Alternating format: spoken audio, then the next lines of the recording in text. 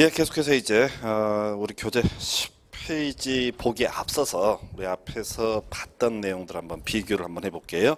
우리 교재로는 지금 이제 도시군 관리계획 관련해서 교재 7페이지부터 지문부터 간단하게 보고 복습을 하고 나서 용도 지역을 보도록 하겠습니다. 7페이지 파트를 가서 오른쪽에 핵심 지문을 보시게 되면 첫 번째 지문이요. 자, 용도 지역 지구의 지정 변경에 관한 계획은 도시군 관리계획으로 결정한다 해서 오른편 되겠습니다. 그래서 용도 지역하고 용도 지구가 뭐라고요? 바로 도시군 관리계획이죠. 그래서 이 대신에 맨날 나올 것이 용도 구역도 있을 테고 기반 시설, 지구단 계획도 마찬가지로 다 관리계획으로 결정을 하게 될 겁니다. 그래서 두 번째 지문이요. 자, 어려운 지문으로 보여요. 공원, 녹지, 유원지 등의 공간 시설의 설치에 관한 계획은 도시군 관리계획에 속한다 해서 어렵죠. 우리가 이제 기반 시설을 예시를 하고 있는 케이스에서 뒤에서 기반 시설의 종류를 쭉 공부를 하시게 될 텐데 이 공원, 녹지, 공간 시설 이런 것들 자체가 소위 기반 시설의 일종이고요. 기반 시설의 설치 정비 계획 바로 관리계획으로 결정을 한다. 오른편 되겠고요. 세 번째요. 도시군 관리계획을 시행하기 위한 도시개발사업, 도시군계획 사업에 포함된다. 이건 나중에 이제 공부할 텐데 7번 보실까요? 자, 우리가 이제 도로학교 공원을 만드는 사업, 기반 시설의 설치 정비 계량을 가리켜서 도시군계획 시설 사업이라고 다음 주 공부를 하게 될 거예요. 그래서 이 도시군계획 시설 사업하고요. 그다음에 도시개발 사업하고요. 정비 사업 이렇게 세 개를 묶어서 부를 때 뭐라고 그런다? 도시군계획사업이라는 표현을 쓰게 됩니다. 이건 뒤에서 따로 이제 공부를 할 거예요. 그래서 지금 도시개발사업, 정비사업, 그리고 도시군계획시설사업 이렇게 세 개를 묶어서 부를 때 뭐라 부른다고요? 도시군계획사업. 나중에 허가를 요하지 않는 행위의 가장 대표적인 게 도시군계획사업인데 이런 게 있고요. 이걸 알려고 하시면 안 돼. 그냥 흘려보내셔야 돼. 지금 하나, 둘, 셋, 둘, 세 개 다 답이 됐던 지문이 아닙니다. 그냥 사이드로 냈던 지문. 그래서 틀린 걸 고르셔야 할 때 옳게 냈던 지문이에요. 뭐 그러다 치고 그다음에 8페이지 한번 가서 볼게요. 자, 요거 이제 계속 반복하다 보면은 이제 개념을 이제 외워지게 되는 거고요. 자, 지금 8페이지에 보게 되면 하나, 둘, 셋, 넷 지문 4개 나와 있는데 첫 번째 박스 국가계획 관련해서 국토부 장관이 관리계획 위반할 수 있다. 이런 지문이 떴어요. 언제? 보니까 21회 때 답은 아니었던 지문입니다. 그래서 지금 칼라가 아니다 보니까 답이 표시가 안 되는데 따로 제가 지적을 해드릴게요. 해서 오른편. 자, 그다음에 2번 지문 도시군 기본 계획 관리계획이 도시군 기본계획과 함께 위반될 수는 없다라고 해서 언제 19회 때 이게 답이 됐던 지문 틀린 표현 꼭 알아야 돼요. 그래서 우리 앞에서 도시군 관리계획은 자 등등등과 함께 위반할 수 있다 이런 거 있었죠. 그래서 이것도 그래 시험 지문 보시게 되면 요거 이제 자 지문 중에 없다라는 표현은요 한 80 몇 프로 90% 이상이 다 틀린 표현이에요. 그래서 시험 문제 보실 때 항상 어떻게 가신다고 틀린 걸 고르시면 먼저 없다가 있는지 없는지 1초 동안 쓱 보는 거예요. 끝에만. 그러면 없다라는 표현은 거의가 다 틀린 표현입니다. 나중에 없다 중에 옳은 표현이 가끔 나오거든요. 그걸 따로 외우시고 자 무조건 찍을 때는 없다는 틀렸다 이렇게 단순하게 하시는 게 좋아요. 왜? 출제위원들이 귀찮거든. 귀찮으니까 어떻게 한다고 함께 위반할 수 있다. 엄청 길잖아요. 다 읽어본다고 수험생들은. 근데 출제위원들은 뭐라고 함께 위반할 수 없다. 아주 심플하게 뽑는 거예요. 그래서 이게 이제 출제는 기술에 관한 부분이고요. 자, 그래서 2번 지문은 답이 됐던 지문, 중요 지문이고요. 3번 지문 뭐라고 되어 있냐면은 자 끝머리 가봅시다. 함께 위반할 수 있다 나와 있죠. 오른편이야. 시험 볼 때도 이렇게 끝에만 보시는 거야. 무슨 말씀인지 아시겠죠? 이 중간에 개념을 잡을 때는 한번 읽어본다 할지라도 항상 시험 문제 답이 중요해요. 함께 위반할 수 있다. 오른편 답이 아니었었고요.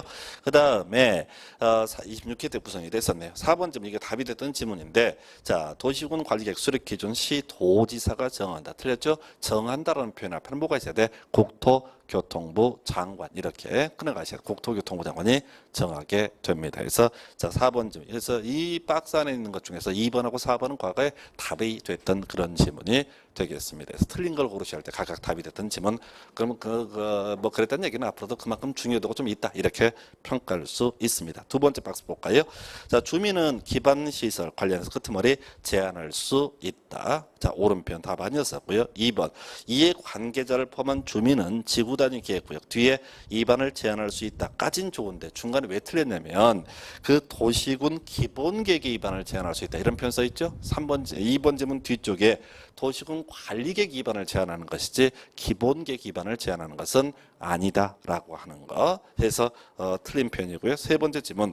자, 이게 답이 됐던 질문인데 주민은 개발 제한 구역 뒤에 제한할 수 있다. 틀렸다는 얘기죠. 자, 우리가 관리계획 전체 봤을 때 마을 전체 이익과 관련돼 있는 기반 시설의 설치 정비 개량에 관한 게 지구 단위 계획 그리고 산업 유통 개발 진흥 지구 제한할 수 있다. 그러나 용도 구역은요 제한할 수 없죠. 용도 구역의 가장 대표적인 예시 지문이 개발 제한 구역이거든요. 그래서 출제위원들은 자 원래 이제 세 번째, 네 번째, 다섯 번째 요거 제한할 수 있다 대신에 틀리게 구성하려고 개발 제한 구역 제한할 수 있다 해서 틀리게 해서 답을 뽑았던 지문이 되겠습니다. 그 다음에 4번 질문 주민으로부터 끄트머리 제한자에게 부담시켜야 한다. 틀렸죠? 우리가 외운 게 뭐 있어?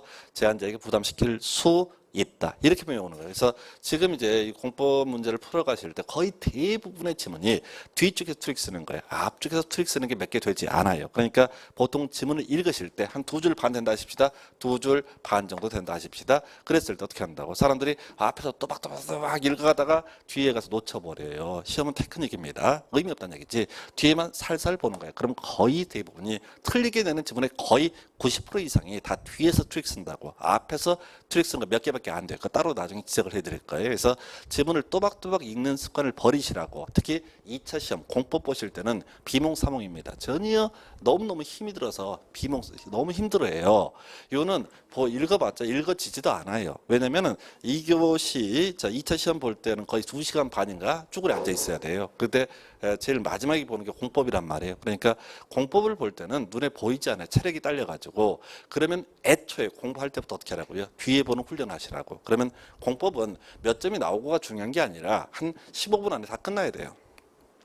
40문제를 다 푼다는 게 아니라 풀만한 문제 한 30문제 내외를 15분 안에 다 푸셔야 된다고. 그래야지 점수가 나온다고. 그 힘들어 죽겠는데 3시간 4시간 앉아있다고 점수가 나오는 게 아니에요. 더 말리기만 하죠. 그래서 그 다음에 이제 계속 지금부터 처음 공부하실 때부터 찍는다라는 컨셉을 마음속에 담아 두셔야 돼요. 그렇게 하지 않으면 해결이 안 돼요. 못 외운다니까 이 기본서를 다 뭐 정리를 해놨지만 이것도 양이 많아.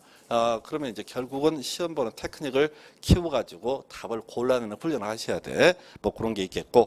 그 다음에 이제 9페이지의 첫 번째 박스를 보게 되면 자, 지금 요 얘기는 뭔 얘기 했냐면 우리 앞에서 자, 관리계획 입안에서 결정하는 과정 등을 거친다. 지구 단위 계획 어떻게 할 수 있다? 생략할 수 있다. 뭐 이렇게 이제 공부하셨어요. 나머지 관리계획은 다 이제 이런저런 절차를 거치는 게 원칙인데 지구 단위 계획은 생략할 수 있다. 근데 그 내용 보기에 앞서서 미리 알아야 될 게 우리 법조문에는 뭐 기초조사 등을 해야 된다, 주민의 의견을 들어야 된다, 뭐 이런 표현 해놓고 다만 이러이러한 경우는 그러하지 아니하다 해서 법조문에는 생략할 수 있는 경우만 규정해 놓고 있습니다. 그러면 우리 수험생 입장에서는 큰 틀의 개념과 관련해서는 지구 단위 계획 생략할 수 있다. 이 개념 하나 지식으로 떼우고 나머지 잘 모르겠는데 생략할 수 있다는 다 옳은 편이 되는 거예요. 자, 가보겠습니다. 1번 질문. 도심지의 상업적인 지구 단위 계획 끄트머리 자, 실시하지 아니할 수 있다. 나와 있죠? 오른편. 지구 단위 계획은 실시하지 아니할 수 있다. 이게 포인트란 말이야.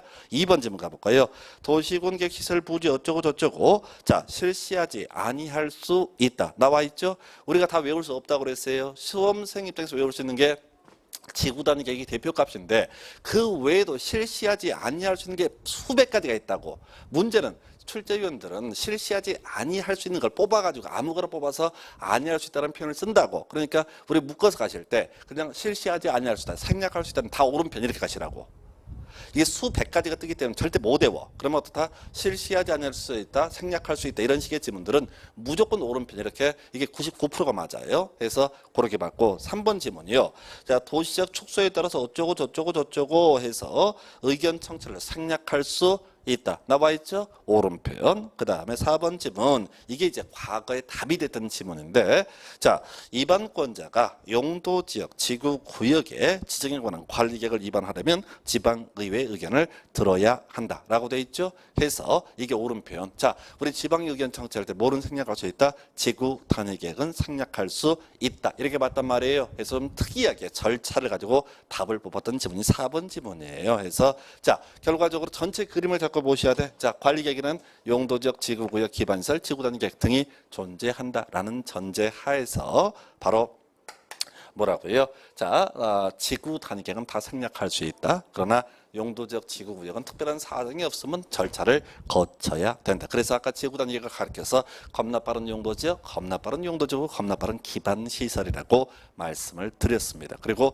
자, 이게 이제 박스형 문제로 23회 때 25회 때인가 출제가 되는데 문제는 그 문제를 나중에 분석을 하는 건 변론으로 하고 일단 지구단위가 무지하게 빠르다라는 개념 하나 첫 번째, 그리고 시험 지문에 실시하지 아니할 수 있다, 생략할 수 있다는 다 오른편 이렇게 무식하게 가시라고. 이게 훨씬 점수 잘 나오는 비결이에요. 어떻게 이게 이제 실시하지 아니할 수 있는 경우 A4용지 3페이지, 4페이지 된다니까요. 까만 글씨 학원 강사도 절대 외울 수 없어요. 하도 많기 때문에 그냥 다 생략할 수 있다. 이렇게 항상 뼈대는 세워두시되 시험에 뜨는 건 뼈대를 갖고 주로 내는 것보다는 주로 뭐라고요? 생략할 수 있다를 가지고 지문 구성을 하는데 답을 뽑을 때는 지구 단위객이라는 표현이 들어가면 무조건 다 생략할 수 있다. 그 정도로 봐야겠고요.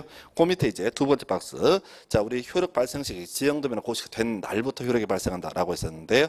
자, 도시군 관리계 결정의 효력은 지형도면을 고시한 날의 다음 날부터 효력이 발생한다 해서 요걸 가지고 26회 때 답을 뽑았던 지문, 중요 지문이죠. 한번 답이 됐던 지문들은 앞으로도 꾸준히 중요해요. 사이드라도 끊임없이 나오니까. 그 다음에 세 번째 박스.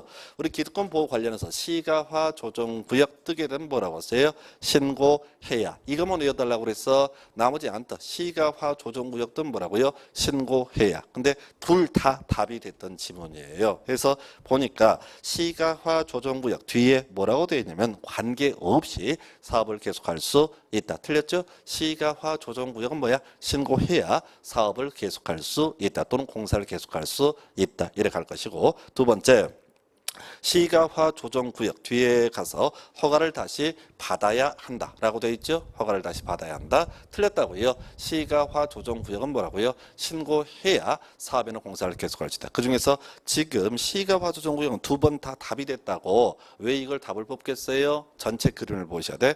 관리계획은 용도적 지구구역 기반시설, 지구단위 계획 등 있고요. 이런 관리계획은 소위 입안 결정 등의 과정을 거치고 지형도면에 고시가 되면 효력이 발생하고 기득권은 보호가 되는데 그 예외로서 시가화 조정구역은 신고해야 사업 또는 공사를 계속할 수 있다. 그러면 출제위원이 답을 구성할 때는 뭐라고요? 제일 뒤에 숨어있는 주제, 관리계획이라는 주제에서 제일 뒤에 있는 게 뭐라고요? 실질적으로 시가화 조정구역 신고해야. 이게 출제 포인트가 되는 거란 말이죠. 그래서 출제위원이 이걸 가지고 답을 구성을 한다고 해서 시험 문제를 구성할 때 기승전 결이 있으면 항상 출제위원들은 뭘 갖고 결을 가지고 답을 구성해요. 우리 수험생들은 기승전을 가지고 뒤지게 공부하고 뒤져버려요. 사람이 외울 수 있는 게 한계가 있단 말이야. 머릿속 자신의 머리를 너무 과대평가하지 마시라고. 지금 이 교재는 제가 이거 가지고 3년 연구하다 나온 거거든요. 아예 오프라인 강의 다 접고. 근데 저어서 봤던 것 같은데 저 처음 보셨나요? 그 인상이 좋아서 그랬을 거라고 생각하시기 바랍니다. 그래서 본 분 같아서 혹시 지하철에 뛰어다니거나 이러지 않으셨죠? 그럼 다행이고요. 그래서 가끔 지하철 다니다 막 뛰어다니고 소리 지르는 애들이 있어요. 남의 일 같지가 않아요. 나도 저럴까봐 마음이 좀 찜찜해지는데 하여튼 자, 지금 제가 한 2년, 3년 동안 오프라인 강의 다 접고 6개 과목 연구를 하고 이제 다시 광고하러 나왔어요. 사실은 이게 나온 이유가 홍보하러 나왔는데 문제는 시험 기출문제 맨날 같은 거 내요. 맨날 똑같이 내. 다만 1년 전, 2년 전 걸 그대로 내는 게 아니라 한 5, 6년치를 계속 베껴서 내. 그대로 조금씩 한 번 틀린 건, 한 번 옳은 건. 그리고 공법에 한정하게 되면 항상 예외만 가지고 답을 구성을 해요. 내용을 보자는 게 아니라 답을 먼저 외우시라고. 그리고 실제 시험에서 공법이 제일 어려운 이유가 매년 한 20% 정도가 이상한 문제를 구성을 해. 20% 버리면 돼요. 80% 갖고 잘 풀면 된다고. 합격하는데 아무 지장 없어요. 나머지 민법이나 개론 같은 경우는 10%도 안 바뀌어요. 맨날 내는 걸 낸다고. 뭔 얘기 하려고 하냐면 교재는 완벽하게 준비를 해놨어요. 감히 말씀드렸는데 제가 지금 이제 대한민국을 엎어버리려고 중개사 시험 시장에서 뭐 그런 계획을 가지고 요 작업을 했는데 문제는 여러분들이 지금 이 교재 가서 공부하실 때는 제일 중요한 게 자기 분수를 알아야 돼요. 들으면 알겠지. 들으면 아실 거예요. 수업 들으면 또 인강 들으시는 분들은 이해되실 거예요.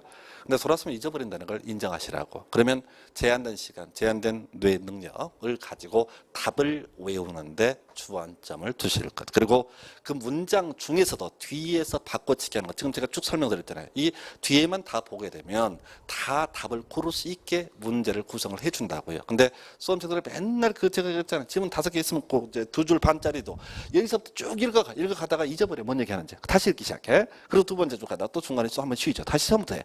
그러다 보니까 마지막에 가서 읽기는 억수로 읽었는데 자기가 지금 뭔 일을 하고 있는지, 옳은 것을 고르는지 틀린 걸 고르는지, 아니 내가 지금 뭘 여기서 쭈그려 앉아 있는 건지, 내가 왜 하는 건지조차도 이해를 못 한다고. 그래서 아까 제가 하는 찍기 패턴 중에서 공법에서 없다라는 표현은 85% 이상이 틀렸다고. 법조문은 주로 있다라고 돼 있지 없다라는 표현을 거의 쓰지 않는다고요. 그럼 출제위원들은 문제 구성을 할 때 어떻게 된다고? 귀찮으니까 있다 없다 이렇게 바꿔치기 해버린다고. 아무 생각 없이 의미를 막 중간에 꼬는 경우가 없어요. 진짜 한두 개 매년 한두 개의 지문에 불과해. 그래서 쉽게 가실 것. 그래서 그 정도. 그래서 나중에는 이제 제가 지금 답이 됐던 걸 따로 지적을 해드리는데 그거 위주로 그냥 공법 복습할 때도 마찬가지야. 쑥쑥쑥 5분 10분이면 끝나는 거야. 그러면 한 2시간 지나면 또 잊어버릴 거예요. 그리고 나서 그 다음날 5분 10분 이런 식으로 가게 되면 실력은 없는데 점수는 잘 나와요. 점수는. 근데 제가 항상 드리는 말씀은 실력이 중요한 게 아니에요. 실력은 뭐 어쩌려고. 공법에서 뭐 16개 맞춘 사람이나 15개 맞춘 사람이 17개나 뭐 개나 손하지. 그래서 제가 점수 받는 게 제일 중요하다니까. 어차피 중개업 나가면 다 이런 거 쓸모도 없어. 이거 뭐 토지 거래할 일이 뭐 있어 솔직히. 그리고 이런 거 설명해 줘봤자 어차피 듣는 쪽도 이해를 못하고 화내. 모른 말 하잖아요. 성질나지. 그래서 커피나 한잔 하십시오. 이런 얘기가 좋아하지. 이런 어려운 얘기부터 씨알도 안 박힙니다. 중요한 건 증을 따셔야 돼. 해서 증 관리 계획 한번 정리해봤고요. 그 다음에 교재 10페이지 가서 보도록 하겠습니다. 지금 이제 광역 도시계획 기본계획 빼고요. 관리계획부터 먼저 보는 거예요. 다 하고 나서 광역 도시계획 기본계획 설명을 드릴 거고요. 자, 지금 이제 10페이지 용도 지역의 지정 변경에 관한 계획 나와 있고요. 미리 결론부터 말씀을 드릴게요. 이 파트에서 지금 출제가 되는 것들 답을 과거 한 15년, 13년, 15년 동안 나왔던 걸 정리해드리면 답부터 알려드릴게요. 첫 번째가 자연환경보전지역 뒤에서 볼 텐데 보전하고 보육성하는 지역 요거 하나 시험 나오고 두 번째 용도지역 간에는 중복하여 지정할 수 없다. 이 쟁점을 가지고 답을 구성을 하고요. 그 다음에 세 번째가 용도지역 지정 절차상의 특례라고 하는 것. 즉 용도지역은 관리계획이니까 입안 결정 과정을 거쳐야 하는데 이 절차를 생략할 수 있는 경우를 가지고 세 번째 답을 구성을 하고요. 네 번째 용도지역에 따른 건폐율 용적률이라는 주제 가지고 숫자 물어보는 거 거의 단 한 해도 그러지 않고 출제가 돼요. 그게 네 번째 포인트. 다섯 번째가 용도지역에 따른 건축물의 용도 제한이라고 해서 약 2년에 한 문제인데 그건 무조건 틀릴 문제입니다. 찍어야 될 문제예요. 좀 이따 설명드릴 텐데 못 풀이 너무 어려워서. 그리고 여섯 번째가 자 용도적 21개 있는데 그중에서 가장 규제가 센 땅은 자연환경 보전지역, 도시지역 중에서 가장 규제가 센 땅은 보전녹지, 관리지역 중에서 가장 규제가 센 땅은 보전관리. 요 주제를 가지고 총 6개 주제를 가지고 출제가 돼요. 미리 제가 답부터 체크해 드렸어요. 자 해서 일단은 전체 그림 다 요걸 이제 6개를 이해하기 위해서 설명을 드리게 될 텐데요. 칠판 볼게요. 자 용도지역 자 전국토에 대해서 무조건 지정이 된다고 했었고 건폐율, 용적률, 용도지역 혹은 높이 제한 등을 규제하기 위한 수단에서 미리 전제를 삼아 봤었고요. 자 해서 자 일단 용도 지역도 뭐가 되니까 관리 계획의 일종이니까 입안 결정 과정을 거친다. 이게 기본 명제. 해서 여러분 교재 10페이지에 용도 지역의라고 하는 거 이렇게 돼 있어요. 또 길면 뒤쪽부터 봐야 돼. 용도 지역이라 하면 끄트머리 가야 돼. 도시, 군 관리계획으로 결정하는 지역을 말한다 라고 되어 있죠. 두 가지 개념이 도출돼야 돼. 절차는 뭐가 된다고요? 도시군 관리계획 입안 결정 절차에 따라서 용도 지역이라고 하는 것을 지정을 하고요. 그 다음에 칠판 봐요. 우리가 용도 지역에서 나온 게 뭐야? 건폐율, 용적률, 용도 제한 혹은 높이 제한 등을 하기 위한 것이다. 이 얘기를 풀어서 하고 있는 겁니다. 그래서 중간에 보니까 뭐라고 되어 있냐면 첫 번째 줄에 자 중간에 건축물의 용도 건폐율, 용적률, 높이 등을 제한 나와 있죠.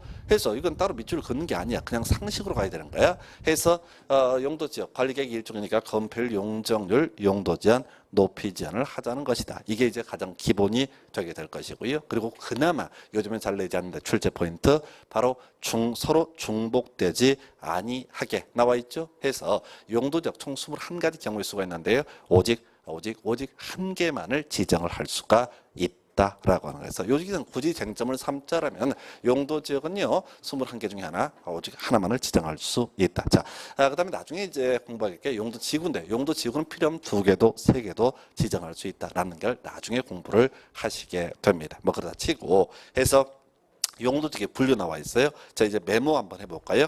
자, 도시지역. 자, 좀 밑으로 써 있는데 도시지역 옆에다가 인구 그리고 산업이라고 하는 키워드를 써주시기 바랍니다. 해서 인구하고요, 산업, 인구, 산업 이것만 써주시고 설명드릴게요. 자, 전국도 제가 아까 21개 중에 하나의 등급을 매기는 게 용도지역이라고 말씀을 드렸었고요. 그 다음에 이 용도지역이라고 하는 거 크게 4개로 분류가 되게 됩니다. 그래서 도시지역 나와 있죠. 아까 우리 인구 산업 썼던 거. 그 다음에 관리지역 나와 있죠. 자, 관리지역. 그 다음에 오른쪽 페이지 관리지역 나와 있네요. 농림지역 나와 있죠. 그리고 자연환경 보전지역 나와 있죠.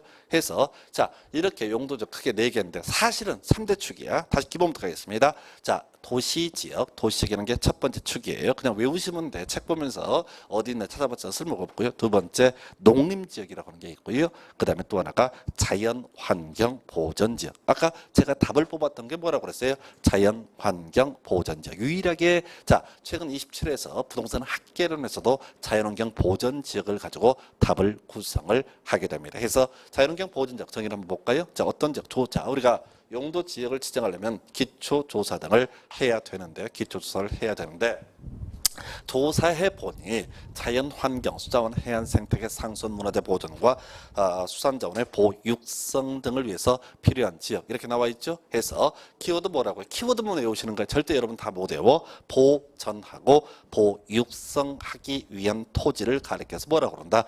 자연환경보전지역 이렇게 정의를 하게 됩니다. 그래서 자, 용도지역 중에서 굳이 이제 외운다라면 자, 꼭 시험용으로 필요한 게 자연환경보전지역에서 보전하고 보육성. 자, 농림지역 바로 위에 있죠. 농림지역은요, 농림업의 진흥과 산림보전 이거 외우지 마요. 왜? 원래 법조문 엄청 깁니다. 원래 법조문은 농지법에 따른 농업진흥제, 산지관리법에 따른 보전산지 등으로서 농림업의 진흥과 바로 그게 뭐지?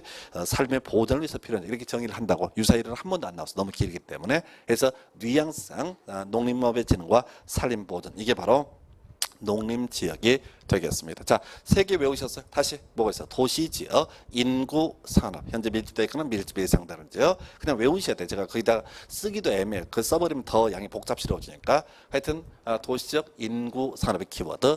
자, 그다음에 농림지역, 농림업의 진흥과 산림보전 그리고 자연환경 보전지역은요 보전하고 보육성 해서 용도지역의 3대 축은 도시지역, 농림지역 그리고 자연환경 보전지역 이렇게 3대 축으로 나눠져 있습니다. 그래서 다시 용도지역에 총 21개인데 21개는 그 다음 문제고 도시지역, 농림지역, 자연환경보전지역 이게 3대 축이라고 뭘 메모를 해요. 어차피 복습도 안 할 거면서 머릿속에 처음 외우려니까 도시지역, 농림지역, 자연환경보전지역 이게 3대 축이라고요. 자, 그런데 중간에 관리지역 나와 있어요. 해서 이건 기니까 외우지 맙시다. 어차피 외워지지 않으니까. 관리지역은요 애매한 땅이에요. 자, 도시적 가전이 애매했을 때 혹은 농림지역 가전이 애매했을 때 자연환경 보전적 가전이 애매했을 때 이 애매한 토지에 대해서 지정하는 게 뭐라고요? 관리지역. 그래서 도시지역 가전이 뭐하고 안 가전이 뭐 있을 때 계획관리지역을 지정하고요. 농림지역 가전이 뭐하고 안 가전이 뭐 있을 때 생산관리지역으로 지정을 하고요. 그 다음에 자연환경 보전적 가전이 뭐하고 안 가전이 뭐 있을 때 보전 관리 이렇게 얘기를 합니다. 그래서 용도 지역의 3대 축은 도시 지역, 농림 지역, 그리고 자연 환경 보전 지역이고요. 그리고 계획 관리 지역은 도시 지역에 준해서 관리가 필요한 지역, 농림 지역에 준해서 관리가 필요한 지역을 생산 관리, 그리고 자연환경 보전 지역에 준해서 관리가 필요한 지역을 보전 관리 이렇게 뉘앙스로만 기억하시라고 답 외우기에도 외울 게 너무 많기 때문에 이게 뉘앙스만 가지고 가셔야 됩니다. 그래서 그럼 용도적 정리는 이런 식이죠. 자, 도시적이 있고요, 농림적이 있고요, 자연환경 보전적이 있고요. 이 세 개에 대응해서 계획관리, 생산관리, 그리고 보전관리 이렇게 세 개로 구분할 수 있습니다. 그래서 자 이렇게 해서 관리지역까지 분석해봤고요. 이제 자 인구산업에서 주로 개발 가능한 토지 동 개발을 하기 위한 토지 이게 바로 뭐가 된다라고 했을 때 도시지역이에요. 그래서 도시지역은 뭘 하자는 땅? 개발을 하자는 땅. 개발이 뭐야? 건축물의 건축. 그래서 이 건물의 용도에 따라서 주거지역, 상업지역, 공업지역 등으로 구분하고요. 이에 대해서 주상공에 대해서 주로 건물 짓지 마라 라고 하는 토지가 녹지해서 도시지역은요. 주상공, 녹 크게 네 개로 구분을 할 수가 있다. 이 주상공록을 묶어서 부를 때 크게 도시지역이라는 용어를 쓰게 된다. 이렇게 정리를 하셔야 돼요. 그래서 자 일단은 지금 보니까 이렇게 이제 살펴봤고요. 자, 그래서 자 도시지역이라고 하는 거, 자 주거, 상업, 공업, 녹지 중에서 먼저 주거적 가볼까요? 주거적 총 6개인데요. 크게 3개예요. 전일준 이렇게 되어 있습니다. 전용주거, 일반주거, 준주거 이런 식으로 이제 구분할 수 있어요. 자, 그래서 전용주거 지역은요 주택의 종류에 따라서 1종 전용주거지역과 2종 전용주거지역으로 구분합니다. 그래서 자, 이건 이제 기초니까 자, 주로 이제 단독주택 위주로 지어라. 이게 뭐가 된다? 1종 전용주거지역, 공동주택 위주로 지어라라고 하는 게 뭐라고요? 2종 전용주거지역 이렇게 얘기를 하게 됩니다. 그래서 전용주거지역 1종과 2종으로 구분할 수 있다라고 하는 거. 일반 주거적이요. 그래서 편리한 주거 환경 조성 이런 표현 쓰고 있는데 다 못 외우고 하여튼 편리한 주거 환경 조성을 목적으로는 일반 주거적은 1종, 2종, 3종 총 3가지로 봅니다. 그래서 저층 중심으로 가면 1종 일반 주거, 중층 자 2종 일반 주거, 중고층 하면 3종 일반 주거. 여기서 이제 1종 일반 주거의 경우를 보게 되면 저층이라는 표현을 쓰고 있는데 이건 이제 뒤에서 이제 자꾸 반복돼 나올 텐데 4층 이하를 의미하게 됩니다. 그래서 저층의 의미는 4층을 의미해요. 중층은 뭐 이제 16에서 18층인데 그럼 시험에 안 나오는 게 쟁점 안 되고 시험과는 관련이 없고 저층은 4층 이하다 이렇게 얘기를 합니다. 자, 그다음에 준주거지요. 주거 기능 위주로 상업 기능, 업무 기능의 보완을 위해서 필요한 지역 이렇게 얘기를 하죠. 그래서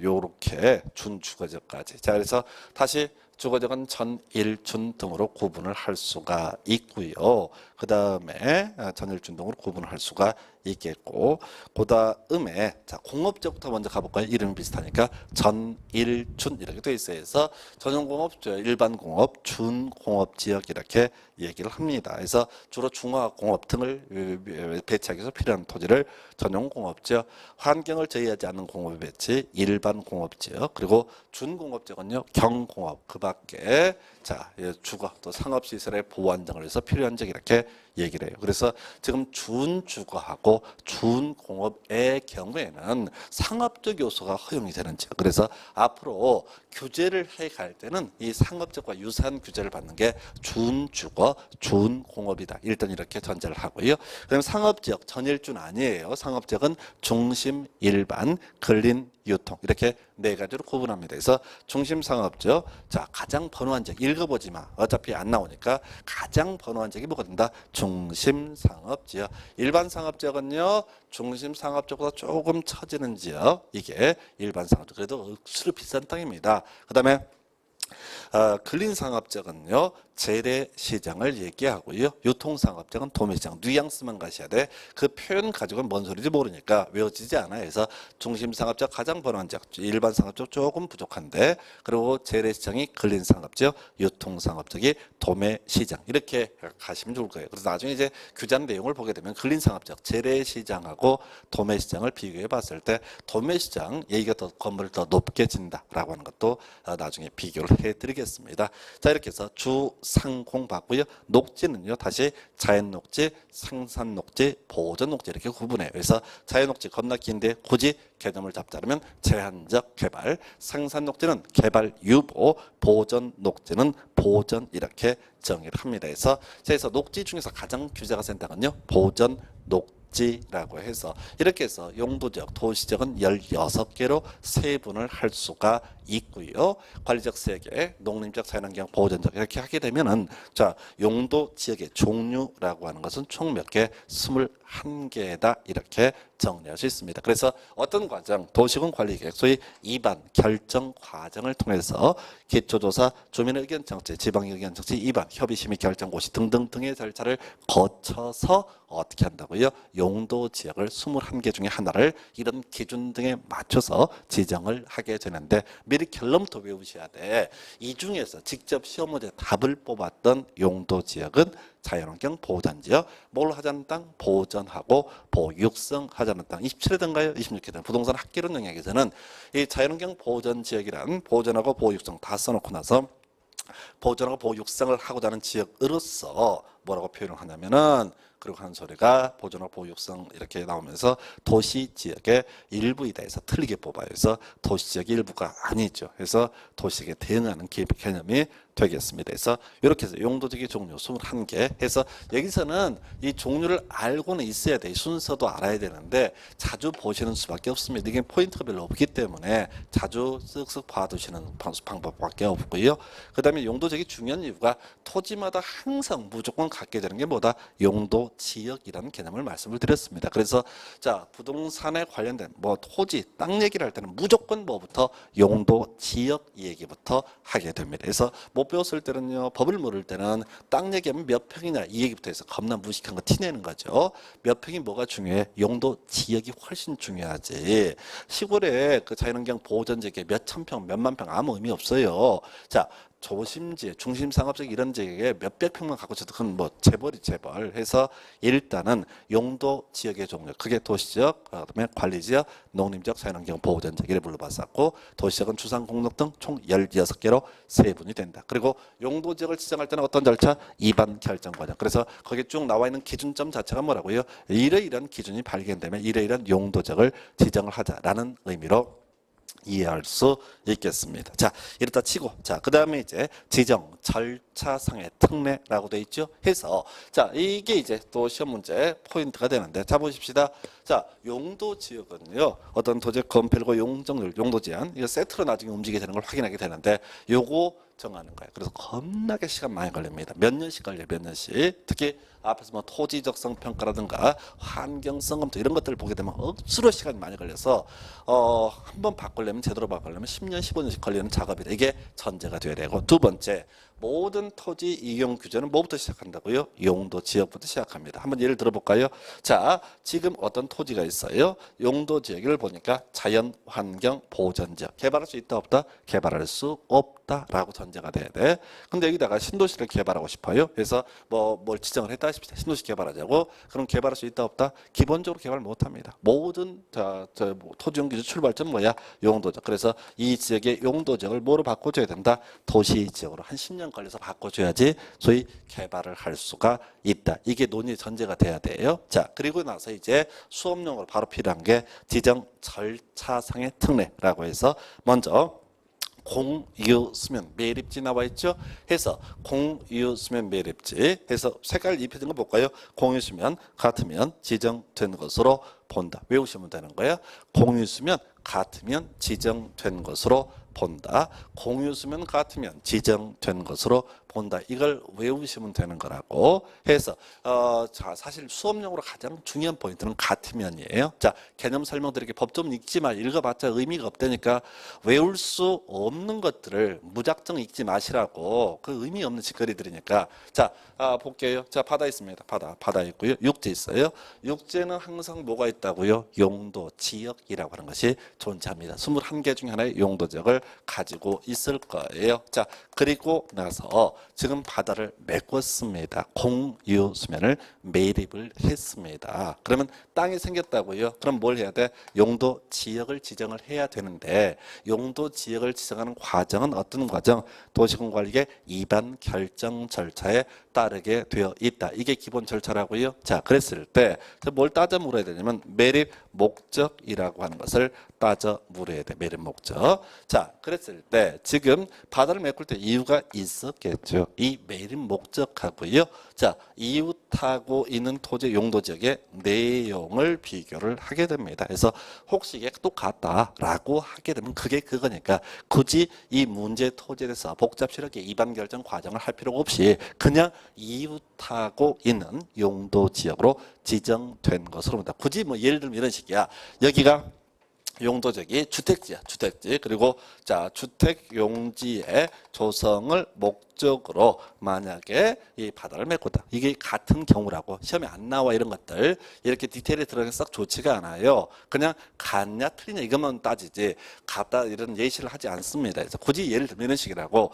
그러면 이 용도적의 내용하고 이웃하고 자 매립 목적이 동일하기 때문에 이때는 굳이 복잡스럽게 입안 결정 과정을 할 필요 없이 어떻다 이웃하고 있는 용도적으로 지정된 것으로 본다. 즉 절차를 생략할 수 있다. 이런 개념이에요. 그럼 다르면 어떻게 되죠?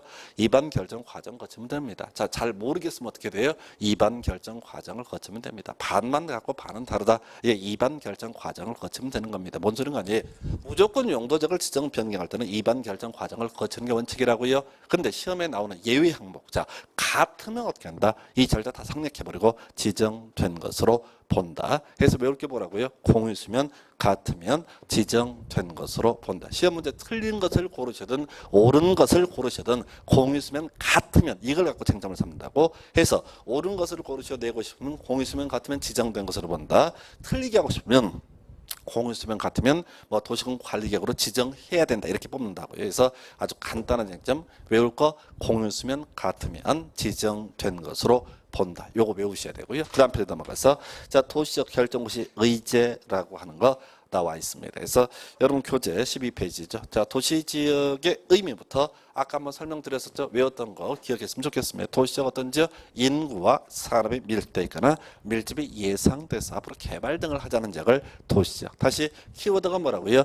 인구 산업 해서 자 원래 어떤 문제 토지를 도시적으로 바꿔주고 싶을 때는요. 당연히 입안 결정 과정을 거쳐야 한다. 이게 기본 전제예요.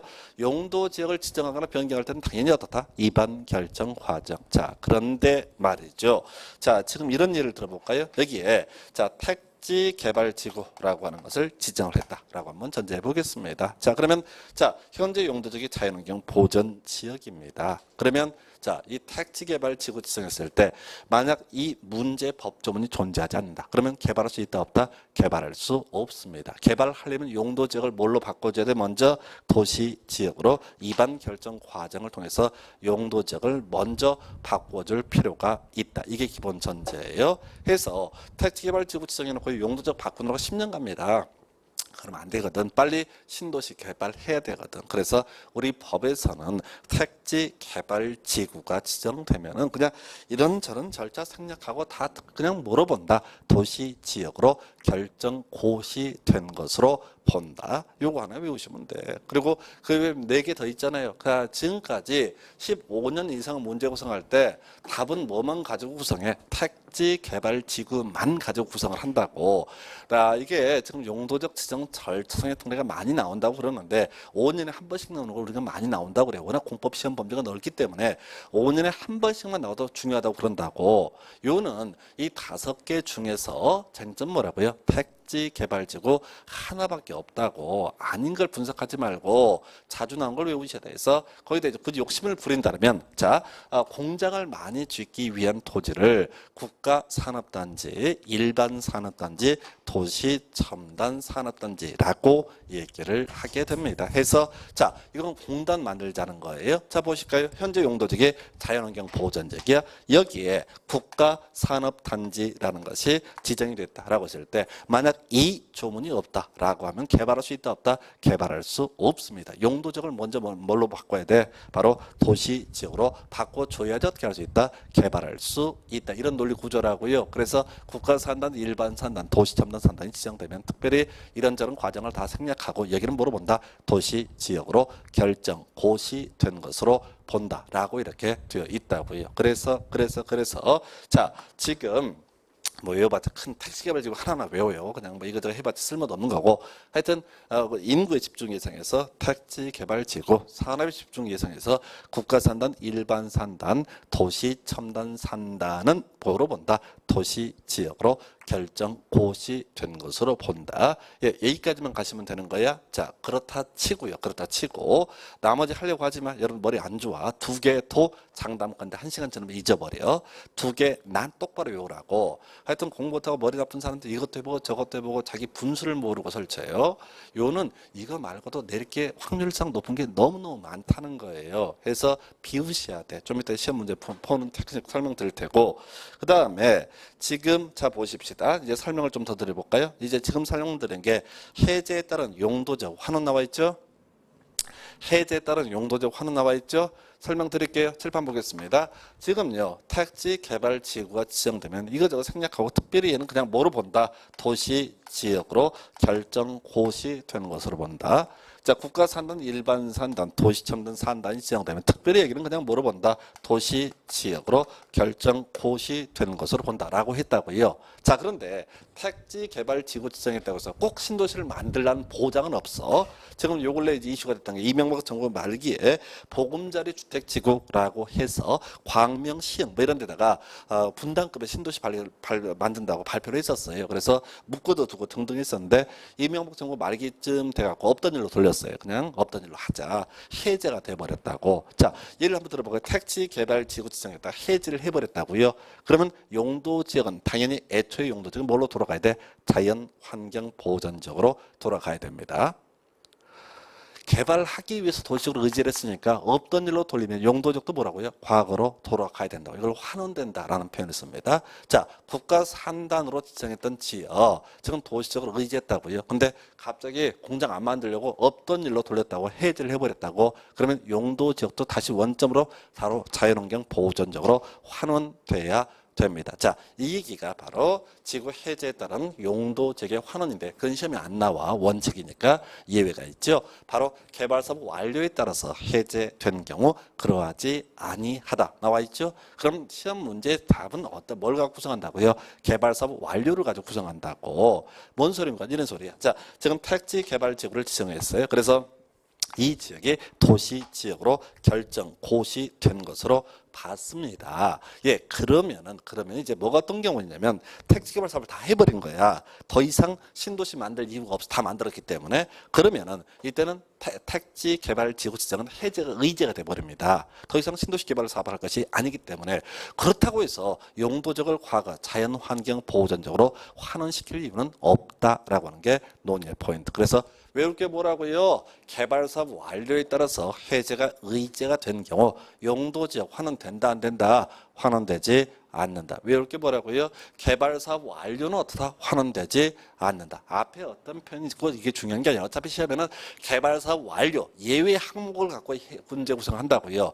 만약에 택지 개발 지구 해제가 의지되면 용도적 환원된다 또는 환원되지 않는다 이런 말을 얘기 되면 이건 출제 오류야. 경우의 수가 두 개라고. 택지 개발 사업을 안 해서 해제되는 경우도 있고 택지 개발 사업이 다 완료가 돼서 해제가 의제되는 경우도 있다고요. 그러면 시험에서는 다만 법조문은 예외 다만 개발 사업 완료 이 얘기를 썼으니까 시험에는 무조건 뭐만 나온다고? 개발 사업 완료만 출제가 된다고 해서 개발 사업 완료가 됐을 때 환원된다 안 된다? 되지 않는다. 이거 그럼 틀리게 내면 어떻게 한다고요? 개발사업 완료가 됐을 때 용도적 환원된다. 요걸 가지고 구성하는 거예요. 그래서 이 파트를 묶어서 가면 자 택지 개발지구 국가산단, 일반산단, 도시첨단산단, 특별히 도시지역으로 결정 고시되는 것으로 본다. 한편 택지 개발지구 등에서 개발사업 완료가 있게 되면 용도지역은 환원되지 않는다. 중간적인 다 잊어버리시고 결론만 외우시는 거야. 택지 개발사업 완료에 따른 경우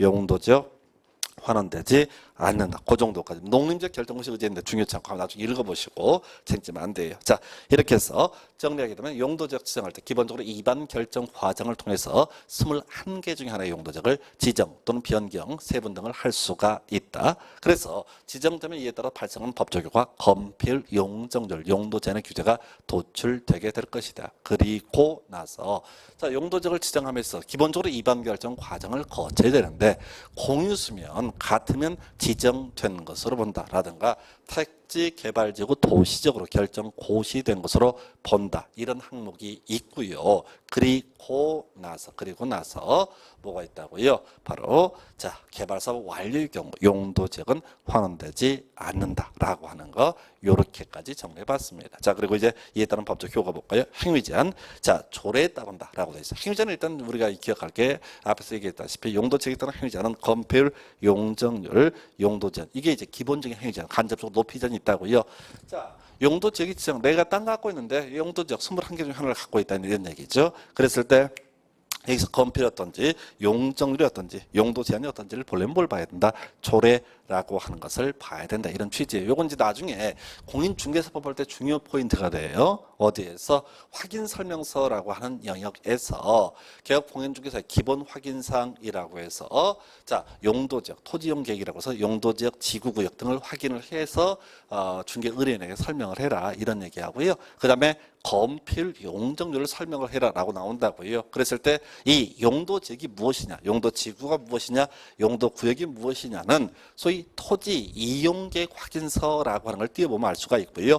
그리고 이 검필과 용적률은 뭘 봐야 된다고요? 조례라고 하는 것을 봐야 된다. 이게 이제 중개사법 할 때 중요한 영역이고 이 공법에서는 자 숫자를 외우셔야 돼. 이 검필 용적률의 최대 한도라고 하는 거 나와 있죠. 그래서 교재 13페이지 검필 용적률의 최대 한도. 자, 그래서 보게 되면은 외우셔야 돼. 이 숫자가 단 한 해도 최근 15년 사이 거의 한 해 갖다 그리고 무조건 출제가 되는 게 이 숫자예요. 다만 우리 앞에서 검필 용적률의 최대 한도는 뭘 통해서 결정을 한다고 그랬어요? 조례를 통해서 결정을 한다라고 미리 지적을 해드렸습니다. 예, 그렇게 봤을 때 이 숫자는요 시험을 보기 위한 숫자고 실질적으로 현실에서는 이보다 훨씬 낮은 숫자가 적용이 된다. 즉 지방의회 의원들의 조례를 만들 때 이 기준점이 되는 숫자가 이 숫자가 되겠습니다. 그래서 자 주거적 6개 검필부터 가볼까요? 5, 6, 6, 5, 7 이렇게 되어 있습니다. 상업적은요 9878, 공업적은요 777 이렇게 되어 있고요. 녹지 이하로 20% 이하입니다. 계획관리적은 얼마? 40% 이하에서 자 금방 외울 것 같아요. 5, 6, 6, 5, 7, 9878, 777 다 20% 이하야. 그 다음에 계획관리적 40% 이하 이렇게 가야 됩니다. 그런데 문제는 사실 이거예요. 앞에서 제가 용도적의 종류, 순서를 암기해달라고 하는 게 바로 이것 때문에 그렇습니다. 우리 주거지역은 1종 전용주거, 2종 전용주거, 1종 일반주거, 2종 일반주거, 3종 일반주거, 준주거 6개로 세분됐었고요. 상업지역은 중심 일반, 근린주택 4가지, 공업지역은 전, 일준 3가지, 녹지는 자, 생보 3가지, 관리지역은 계획관리, 생산관리, 보전관리, 그 외 농림, 그리고 자연환경 보전지역 해서 소위 이 용도지역의 순서 알고 있어야지 55, 66, 57, 98, 78 777 다 20% 이하이고 계획관리력 40% 이하의 의미를 이해하실 수가 있습니다. 용적률도 가볼까요? 주거적 6개, 100%, 150, 200, 250, 300, 500 해서 6개 있고요. 상업지역 1500, 1300, 900, 1100 이렇게 되어 있고요. 공업지역은 300, 350, 400 이렇게 되어 있습니다. 녹지는요 100, 80 이렇게 되어 있어요. 그래서 도시적 16개 중에서 가장 규제가 센 땅은 보전, 녹지 이렇게 되어 있고요. 그다음에 도시적 위해적 관리지역은요 계획관리, 생산관리, 보전관리 등으로 구분할 수 있습니다. 그리고 농림지역 자 80%, 그다음에 자연환경 보호지역 80% 이런 식으로 되어 있는데 하여튼 이 숫자는 무조건 외우셔야 돼. 왜 제가 아까 국토기획법에서 12문제에서 8문제 내지 9문제를 맞춰야 된다고 그랬는데 힘들지만 이 문제가 나온단 말이죠. 그래서 단 한 해도 그러지 않고 출제. 최근 6, 7년 동안은 무조건 나와요. 그래서 근데 이게 이런 게 참 까다로운 문제인 게 뭐 이론상은 되게 쉬워 보이는데 실질적으로 가면 엄청 헷갈려요. 그래서 용도 지역의 종류, 순서를 정확히 알고 계시면은 이 숫자가 매칭이 될 테고 이 숫자가 매칭이 되게 되면 자, 뭐죠? 이 토지에 관한 부분들은 금방 이해가 될 수가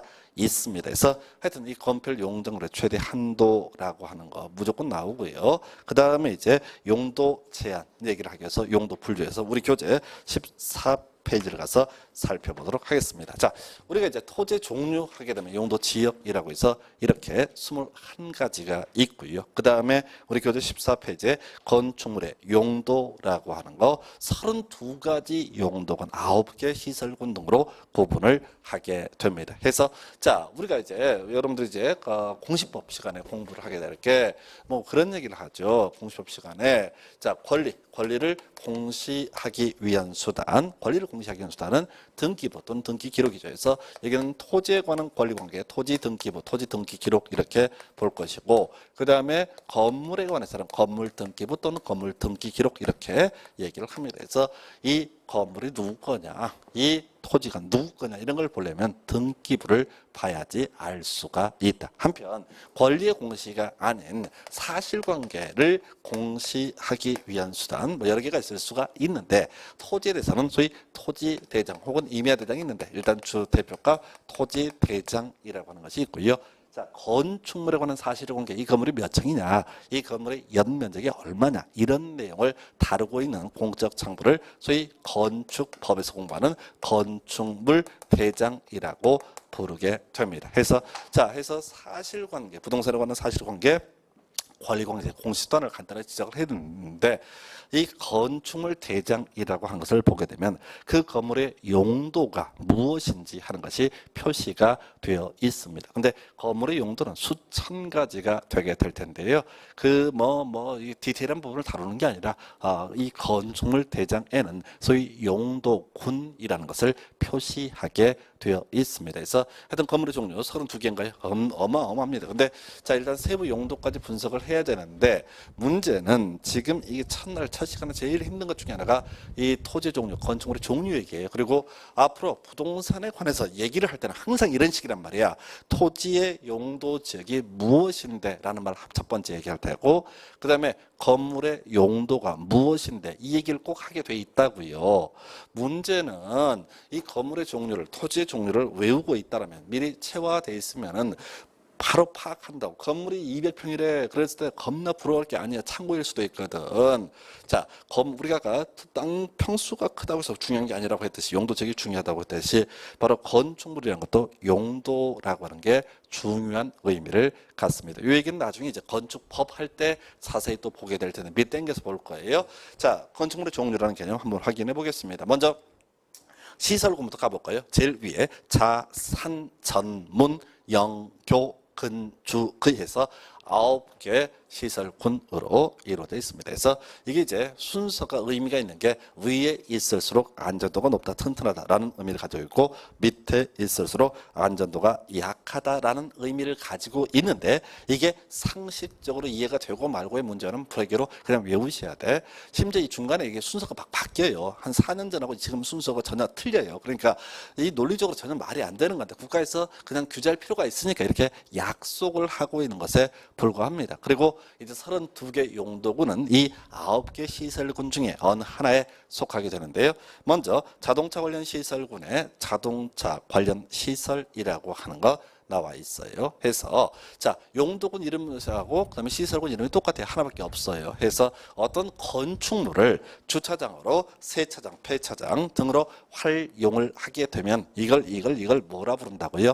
자동차 관련 시설이라고 부르게 될 것이고, 자, 시설군으로 분류하면 자동차 관련 시설군이라고 얘기를 합니다. 자, 27회 학기론 시험에서 이것도 이제 물어봤었는데 그중에 출제 포인트 운전학원, 정비학원이라고 하는 게 존재해요. 그래서 운전학원, 정비학원에서 자, 뭐랑 비교하자면 교육 및 복지시설군의 교육연구시설을 가서 검토하게 되면 학교, 학원이라고 하는 게 있다고요. 학교, 학원. 이게 학교 학원이 교육 연구시설로 분류하게 되는데 문제는 이 운전학원, 모도학원이라고 하는 것은 학원에 먼저 포함되지 않는다. 즉 교육 연구시설이 아니다라고 하는 게 논의 포인트. 다시 돌아가야 돼요.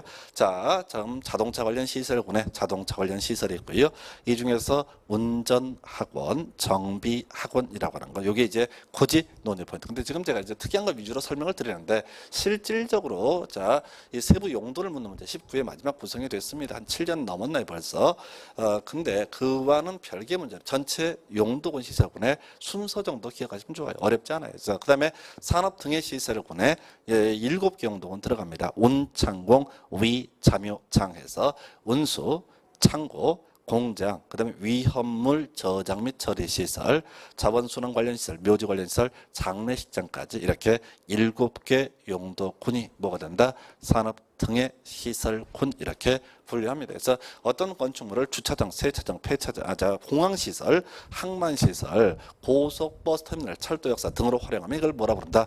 바로 운수시설. 그래서 그냥 상식적으로 가시면 돼. 굳이 늘릴 필요도 없어. 상징값입니다.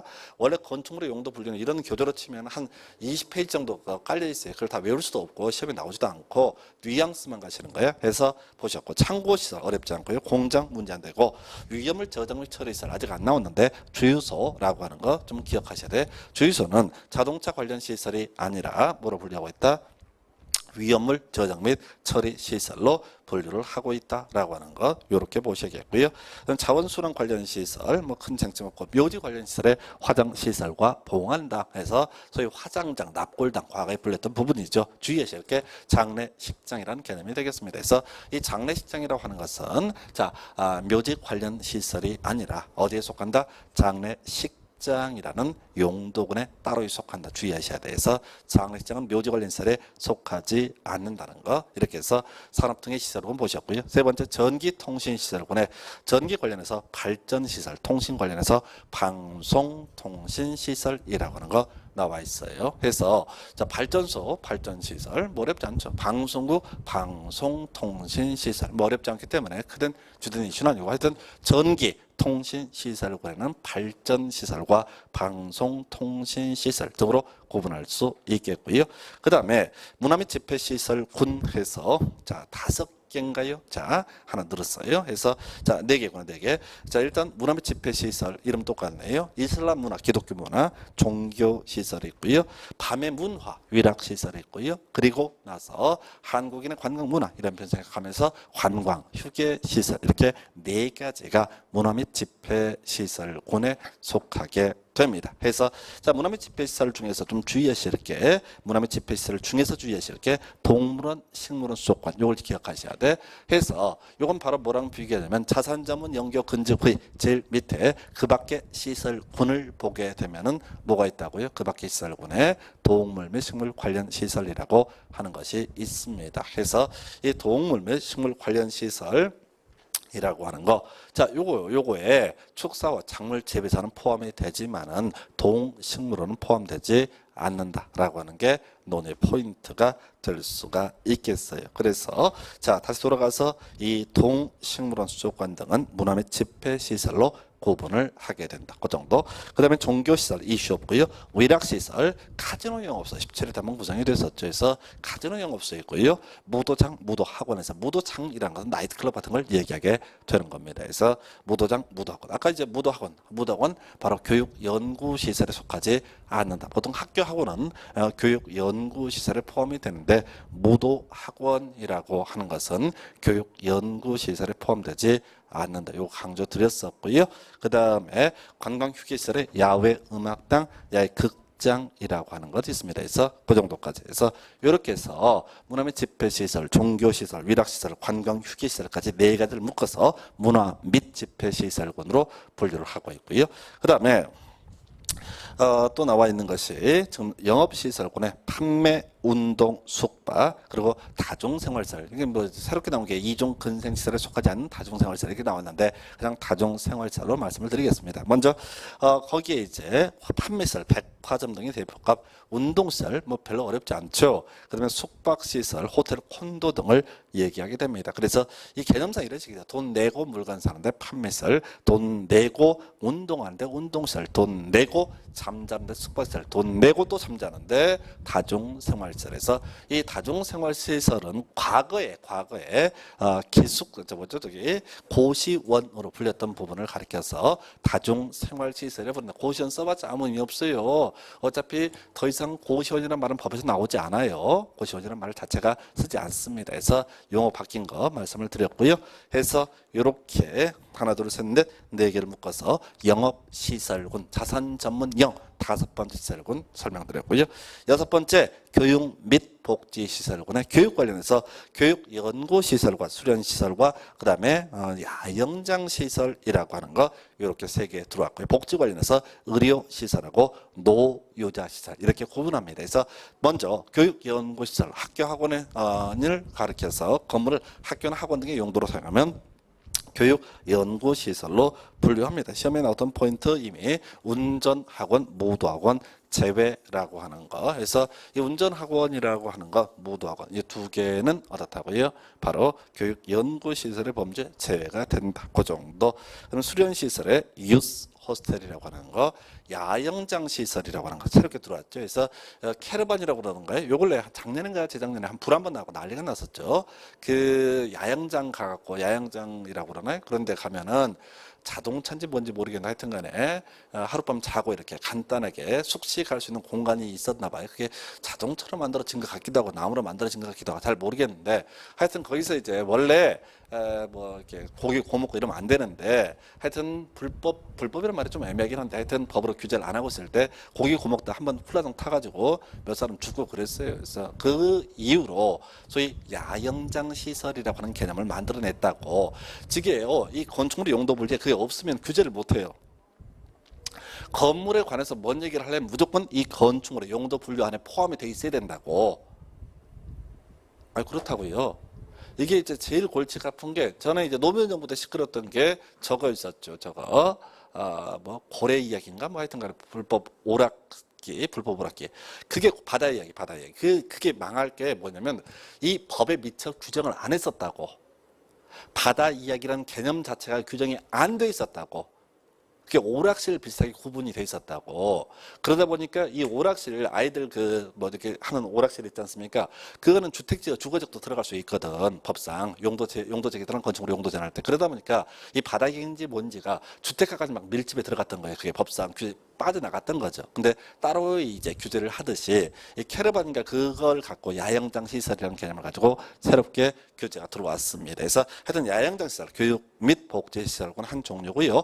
의료시설, 묶어서 병원 등입니다. 의원 등 나중에 일종 근생시설로 분류하고요. 그다음에 노유자시설 몇 가지 있을 수 있겠고요. 그래서 교육 및 복지 시설군에 교육 연구시설과 수련시설, 야영장 시설이 있고요. 의료시설과 노유자시설까지 5개를 묶어서 교육 및 복지 시설군으로 구분을 하고 있습니다. 그 다음에 7번째인가요? 자, 근린생활시설군 1종 근생과 2종 근생시설로 분류하게 되는데 자, 이게 원래 종류가 너무 많아요. 그럼 대표값 자, 1종의 슈퍼마켓, 의원, 아까 병원은 의료시설, 의원은 1종 근생시설, 마을회관 등 존재할 수 있습니다. 2종 근생시설에 노래연습장, 그 다음에 공인중개사무소 뭐 이런 것들이 2종 근생시설의 대표값이 되겠습니다. 세부 용도분 넣으면 거의 구성 안 돼요. 값만 잡는 거야. 시설군과 용도군의 관계를 따지기 위해서. 해서 근린생활시설군 1종 근생과 2종 근생시설로 분류하고요. 자, 주거 업무시설군에 나오게 되는 게 뭐라고요? 4가지 용도군이 있습니다. 그래서